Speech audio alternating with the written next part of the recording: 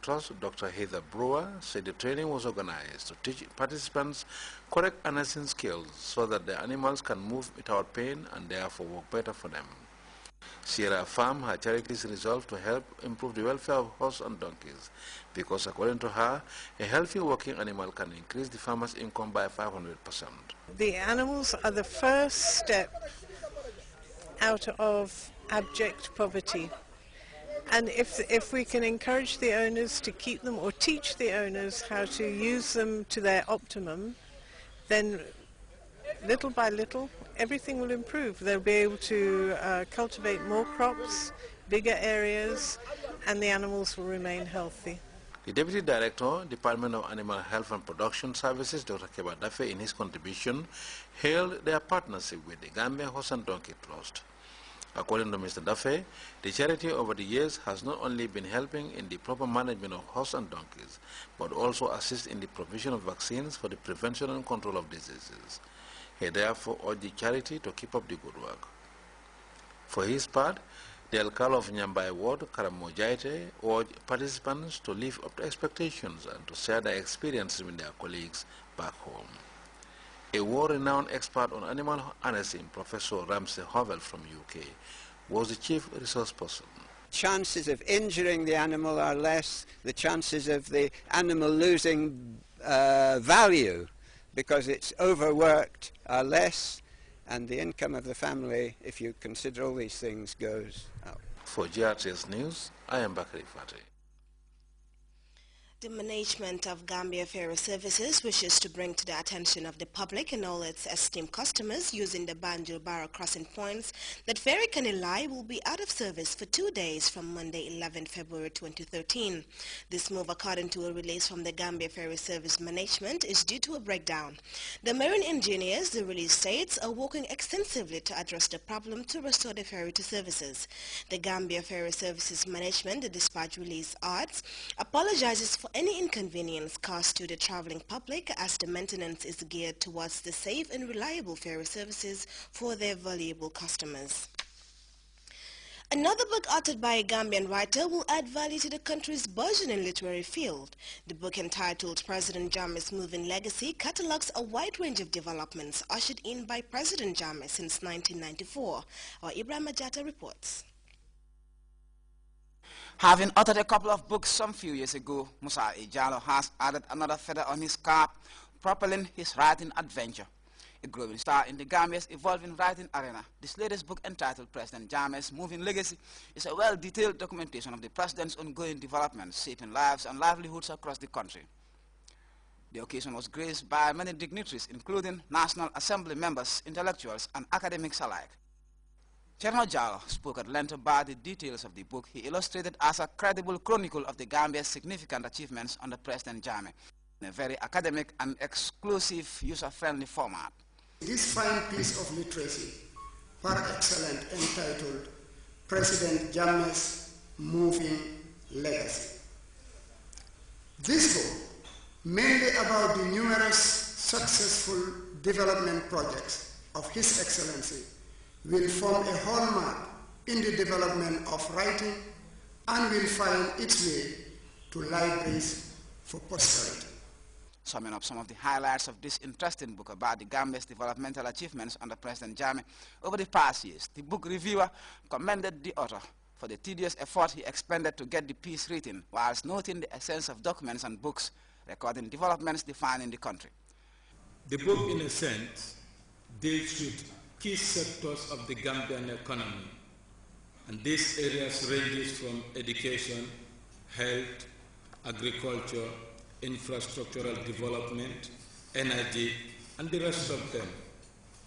In terms of education, it is quite obvious that the government has done a lot. There are major hospitals in some of the regions.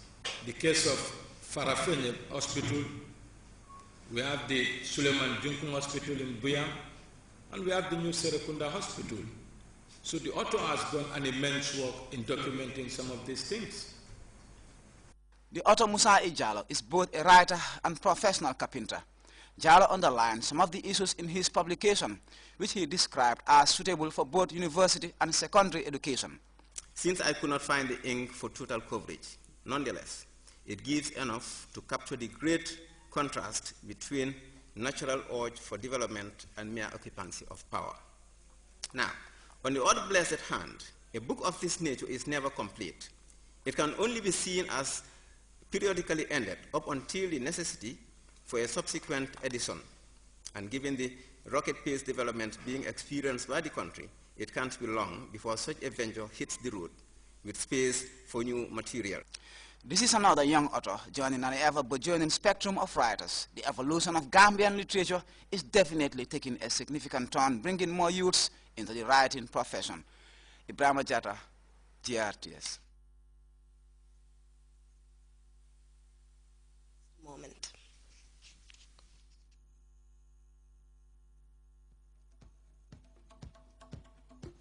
Assalamu alaikum.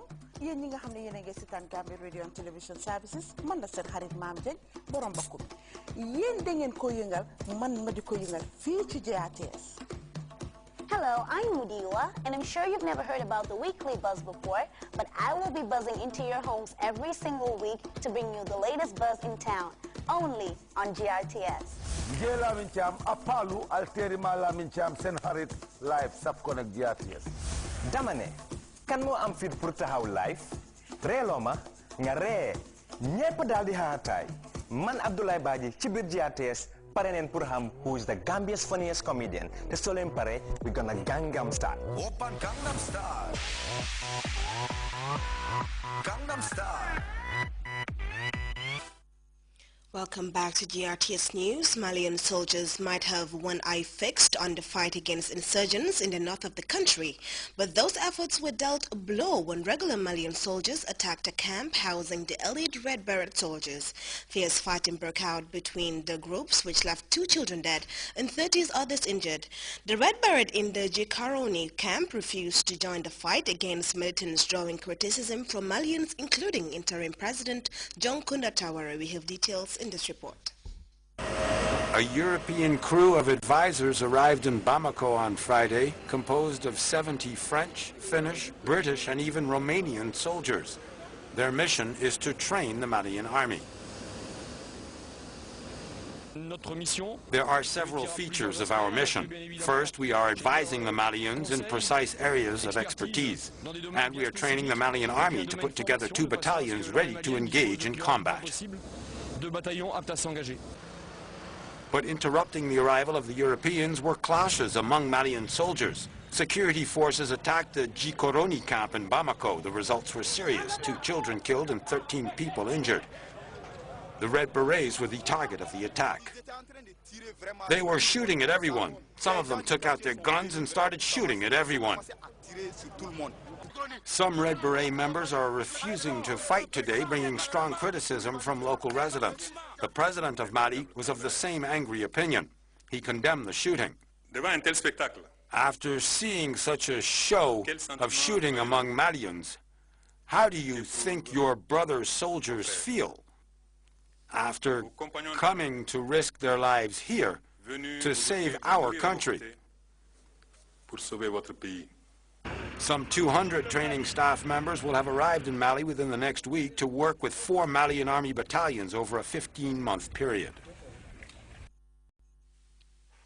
The number of students from sub-Saharan countries enrolling in various universities in Morocco is increasing significantly. The number of students studying in the North African country has now reached 7,000, with many of them enrolled in engineering, medicine, and business fields. We have details of that story in this report. More and more English and French-speaking African students are choosing to come study in Morocco.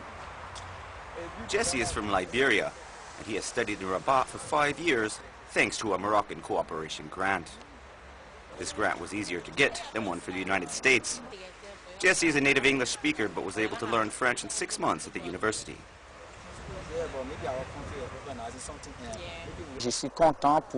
I'm happy about the education I'm getting in Morocco. I had already studied with a Moroccan institution, but from outside the country. And the degree in international commerce is an education that is sought after in my country. Economics, medicine, pharmacy, business, and engineering are the most popular degrees here.